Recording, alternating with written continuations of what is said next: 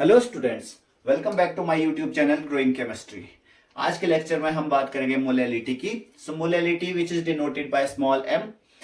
Molality हमारे पास होता है number of moles of solute dissolve 1 kg solvent.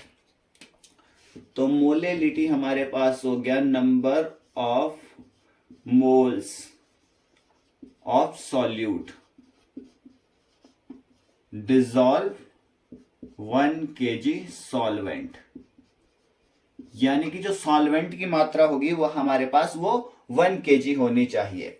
अब क्वेश्चन में डायरेक्ट हमारे पास number of moles of solute नहीं दिए होते, तो number of moles of solute निकालने का फॉर्मूला हमारे पास होता है given mass upon molecular mass divided by, तो ये हमारे पास हो गया number of moles of solute का।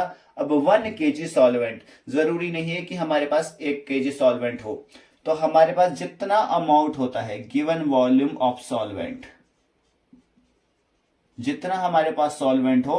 अब 1 kg में हमारे पास होते हैं 1000 ग्राम, तो 1000 जब आप इसको सिंप्लीफाई करोगे तो given mass upon molecular mass into ये 1000 ऊपर मल्टीप्लाई हो जाएगा upon given volume of solvent. ये हमारे पास हो गया मोलैलिटी का फॉर्मूला। सो इसके बेसिस पे पहले क्वेश्चन डिस्कस कर लेते हैं। तो हमारे पास मान के चलिए क्वेश्चन है find molality, find molality of 500 gram solvent, 500 gram solution. हमारे पास यहां सॉल्यूशन दे रखा है 500 ग्राम सॉल्यूशन इन विच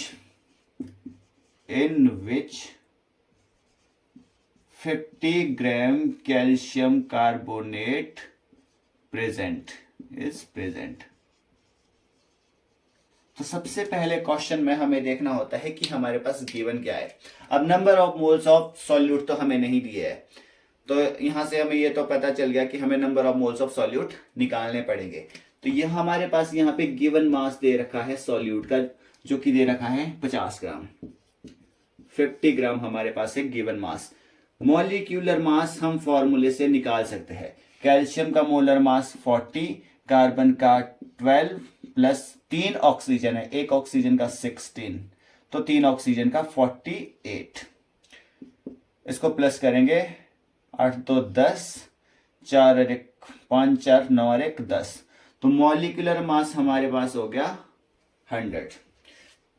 तो अब हमारे पास क्या निकालना है, सॉल्वेंट चाहिए हमें, लेकिन हमारे पास दे रखा है 500 ग्राम सॉल्यूशन।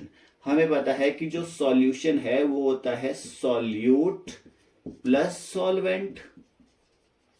अब हमें सॉल्यूशन दे रखा है 500 ग्राम इक्वल टू सॉल्वेंट हमारे पास दे रखा है 50 ग्राम प्लस सॉल्वेंट। यहां से सॉल्वेंट निकालेंगे तो 500 माइनस 50 ग्राम, ये आ जाएगा हमारे पास 450 ग्राम सॉल्वेंट।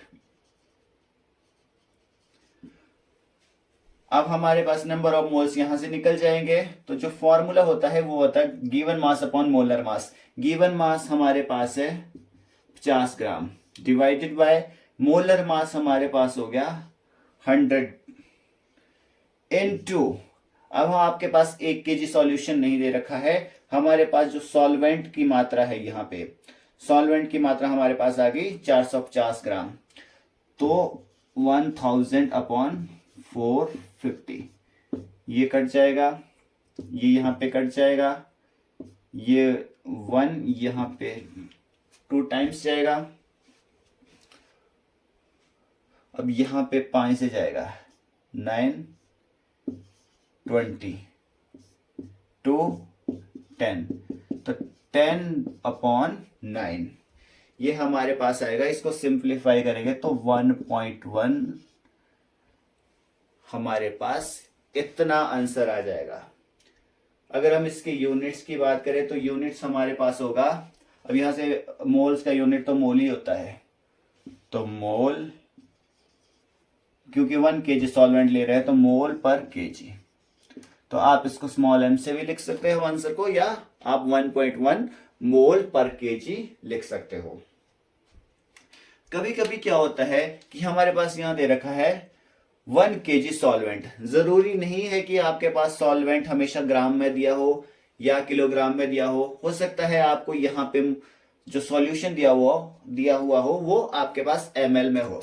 तो उसके लिए हमें डेंसिटी याद रखनी पड़ती है। आपको पता है कि जो डेंसिटी है, डेंसिटी हमारे पास होती है मास अपॉन वॉल्यूम, यानी कि विच इज डिनोटेड बाय रो।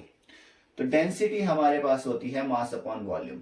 अब ये जो मास होता है, मास हम लेते हैं केजी में, और जो वॉल्यूम है आपके पास वो हम लेंगे लीटर में।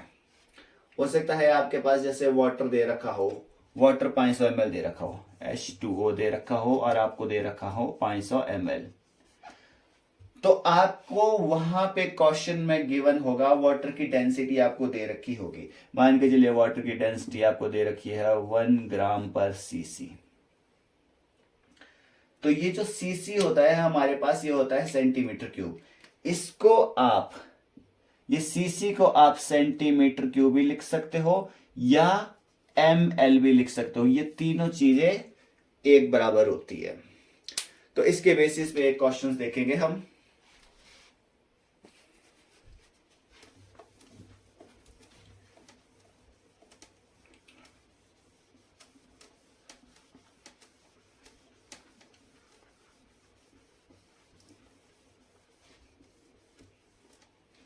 हमारे पास क्वेश्चन है, find the molality of 500 ml, find the molality of 500 ml aqueous solution of 40 gram NaOH। Sodium hydroxide का सॉल्यूशन दे रखा है। when density of solution is, when density यानी कि रो ऑफ सॉल्यूशन इज 1.2 ग्राम पर सीसी। आपको इतनी डेंसिटी दे रखी है। अब आपको क्वेश्चन में गिवन क्या है, जो सॉल्यूशन है हमारे पास वो दे रखा है ml में। आपके पास गिवन मास दे रखा है 40 ग्राम। तो सबसे पहले हम देखेंगे जो गिवन मास है वो हमारे पास है 40 ग्राम।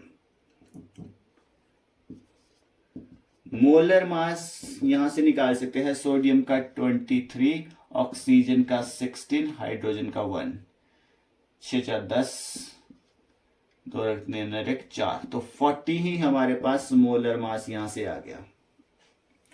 अब हमारे पास दे रखा है यहां पे सॉल्यूशन दे रखा है, सॉल्वेंट फिर से नहीं दे रखा है। तो सॉल्यूशन हम अगेन निकालेंगे, solution is equal to solute plus solvent. अब सॉल्यूशन हमारे पास दे रखा है 500 ml, सॉल्यूट हमारे पास दे रखा है 40 ग्राम। अब सॉल्वेंट आपको यहां से निकालना है, प्लस सॉल्वेंट। तो सबसे पहले तो हम इस 500 ml को ग्राम में कन्वर्ट करेंगे। तो उसके लिए हमें क्या करना पड़ेगा, हमें देखनी पड़ेगी डेंसिटी कितनी दे रखी है। हमें यहां पे डेंसिटी दे रखी है 1.2 ग्राम पर सीसी। आप इसको ml भी लिख सकते हो। डेंसिटी हमारे पास होती है मास अपॉन वॉल्यूम। तो मास अपॉन जो वॉल्यूम हमें दे रखा है सॉल्यूशन का, वो वॉल्यूम दे रखा है 500 ml। तो 500 ml, तो ml से ml कैंसिल हो जाएगा और जो हमारे पास मास आएगा वो 1.2 ग्राम इंटू 500। जब आप इसको मल्टीप्लाई करेंगे तो आपके पास जो मास आ जाएगा वो आ जाएगा 600 ग्राम।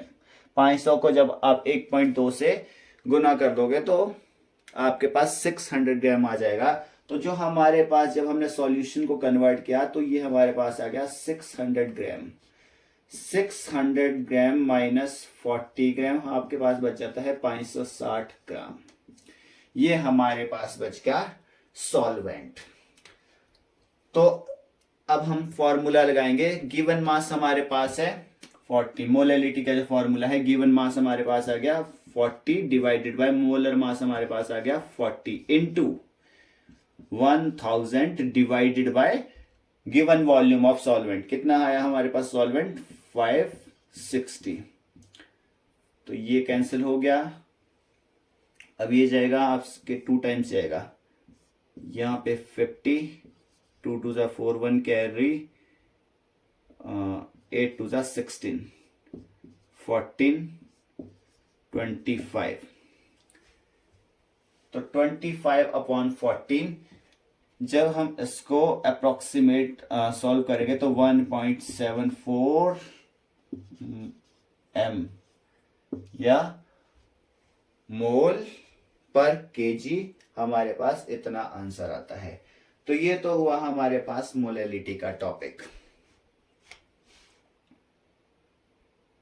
Please take a screenshot. इसके बाद हम बात करेंगे मोल फ्रैक्शन की। Mole fraction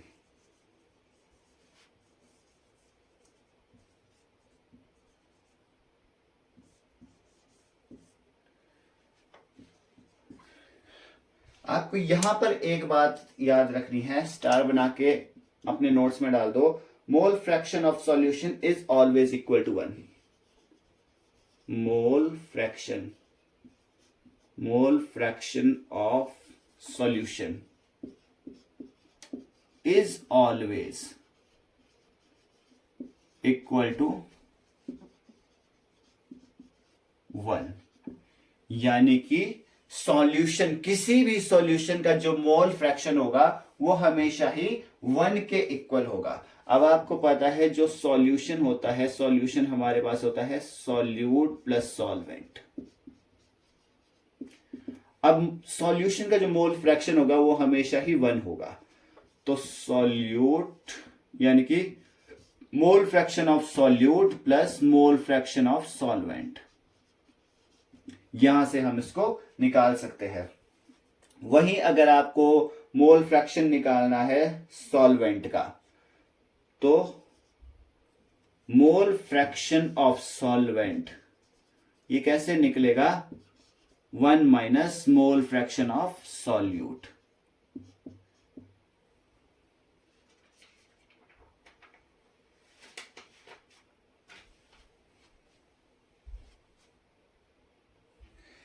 so number of moles हम निकालते हैं given mass upon molar mass.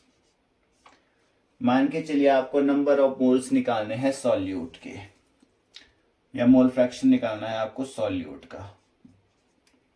Number of moles निकलेंगे गिवन मास अपॉन मोलर मास। आपको मोल फ्रैक्शन सॉल्यूट का निकालना है, तो मोल फ्रैक्शन सॉल्यूट का निकलेगा number of moles of solute divided by number of moles of solution, यानी कि total number of moles present in solution, यानी कि n solute plus n solvent.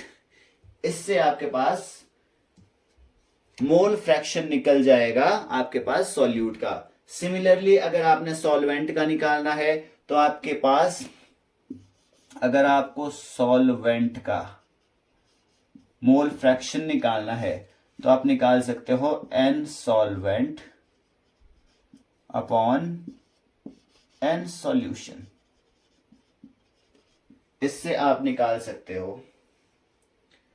एक क्वेश्चन करते इसी के बेसिस पे, या आप सॉल्वेंट को निकाल सकते हो 1 माइनस n सॉल्यूट। इसको निकालने के लिए एक और फॉर्मूला है। मोल फ्रैक्शन अगर आपने सॉल्वेंट का निकालना है तो हमें पता है कि जो सॉल्यूशंस का मोल फ्रैक्शन होता है वो तो हमेशा 1 होता है, 1 minus n solute. Number of moles of solute आप इससे भी निकाल सकते हो। तो हमारे पास मोल फ्रैक्शंस का एक क्वेश्चन है, find the mole fraction of solute and solvent. Find mole fraction of solute and solvent when an aqueous solution of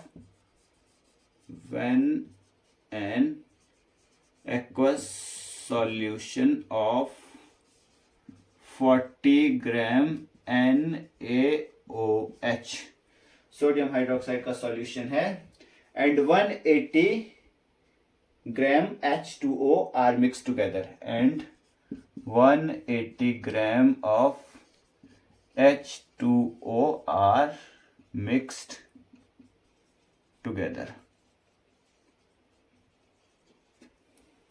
जब आप सोडियम हाइड्रोक्साइड और वाटर को आपस में मिक्स कर रहे हो तो सबसे पहले आप नंबर ऑफ मोल्स निकाल दीजिए NaOH के। So number of moles of solute. अब हमें ये तो पता है कि सॉल्यूट हमारे पास वो होता है जो कम क्वांटिटी में, तो सॉल्यूट हमारे पास होगा NaOH, सॉल्वेंट हमारे पास होगा वाटर। तो number of moles of solute निकालेंगे हम सबसे पहले। तो NaOH के हम नंबर ऑफ मोल्स निकालेंगे। गिवन मास हमारे पास दे रखा है 40 gram, divided by number of moles निकलेंगे given mass upon molar mass. तो गिवन मास है 40 ग्राम और आपके पास जो मोलर मास है वो अगेन 40 है, तो ये हमारे पास आ गया 1। तो जो नंबर ऑफ मोल्स हमारे पास आ गए सॉल्यूट के वो आ गए 1। वहीं हमारे पास अगर हम वाटर का निकालते हैं तो number of moles of water H2O, ये हमारे पास हो गया सॉल्वेंट। तो गिवन मास हमारे पास दे रखा है 180 ग्राम, 180 ग्राम divided by molar mass water का कितना हो जाएगा, हाइड्रोजन का 2, ऑक्सीजन का 16, तो ये हो गया 18। ये हमारे पास जाएगा 10 टाइम्स, तो ये आ गया आपके पास 10 टाइम्स। अगर टोटल सॉल्यूशन की बात करें number of moles in solutions, तो हमारे पास ये कितने आएंगे। तो n सॉल्यूशन की अगर हम बात करें, n सॉल्यूशन हमारे पास होगा नंबर ऑफ सॉल्यूट और plus number of moles in solvent. तो सॉल्यूट के हमारे पास है 1 और सॉल्वेंट के हमारे पास हो गए 10, तो टोटल हमारे पास आ गए 11। तो अगर हम यहां से हमें निकालना है अब मोल fraction of solute and solvent, दोनों का हमें मोल फ्रैक्शन निकालना है। तो हम निकालेंगे number of moles of solute, sorry mole fraction of solute. तो ये हमारे पास मोल फ्रैक्शन ऑफ सॉल्यूट निकलेगा। ये हमारे पास कैसे निकलता है, n सॉल्यूट यानी कि number of moles in solute. Number of moles of solute कितने हैं हमारे पास 1 divided by number of moles in solution, solution में है हमारे पास 11। तो जब हम इसको सॉल्व करेंगे तो हमारे पास आंसर में आ जाएगा कुछ 0.09। वहीं जब हम निकालेंगे मोल फ्रैक्शन ऑफ सॉल्वेंट, या तो आप इसी फॉर्मूले से निकाल दो 10/11, या हम निकाल सकते हैं क्योंकि हमें पता है सॉल्वेंट कैसे आएगा 1 माइनस सॉल्यूट, क्योंकि हमारे पास सॉल्यूशन माइनस सॉल्यूट आएगा। तो सॉल्यूशन तो हमारे पास हमेशा ही इक्वल टू 1 होता है। मोल फ्रैक्शन तो सॉल्यूशन का इक्वल टू 1 होगा, तो 1 माइनस 0.09, तो ये हमारे पास आंसर आ जाएगा 0.91।